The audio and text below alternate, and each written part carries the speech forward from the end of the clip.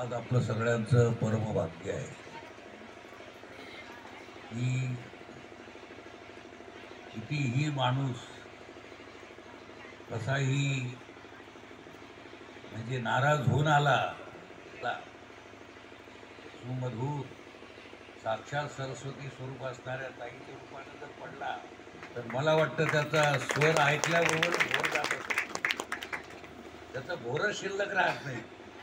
म्हणून संगीत याला नाद ब्रह्म असं म्हणण्यात आलं. ऋग्वेद, यजुर्वेद, सामवेद आणि अथर्ववेद याच्यामध्ये जो सामवेद आहे तो सर्वसामान्य माणसाला कशाचा ऐकायला येतो ना. आताच्या काळात तर वेदाचं नावच घ्यायचं नाही, ॲलर्जी झालेली. वेद म्हणजे काय कोणी कळून घ्यायलाच तयार नाही. वेद म्हणजे ज्ञान. तेव्हा सामवेद म्हणजे काय, हा सामवेदच उघड आपल्या पुढे प्रगट झालेला आहे. मला ज्या वेळेस रामचंद्र प्रभू प्रकट झाले जिकडे तिकडे बधाई आली. बधाई बाजत आज अयोध्या, अयोध्या बाजत आज बधाई. गर्भ मुंचो कौसल्या माता, राम रतन निधि आई. बधाई बाजत आज अयोध्या, अयोध्या बाजत आज बधाई.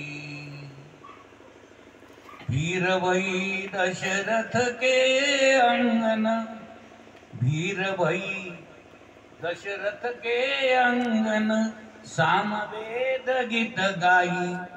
अयोध्या बाजत आज बधाई, अयोध्या बाजत आज बधाई. तो सामवेद ताईनं आज आपल्या पुढे प्रकट केलेला आहे. आपल्या आनंदगड तो आहेच.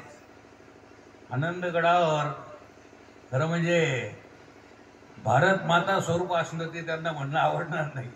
कारण त्यागा शांती निरंतरम, सर्वस्वाचा खऱ्या अर्थानं नाशिवंताचा त्याग करून शाश्वताकडे पाऊल उचलवलं नव्हे, शाश्वत स्वरूपच बनलेले, भारत माता स्वरूप बनलेले असे आमचे ओकजी आहे.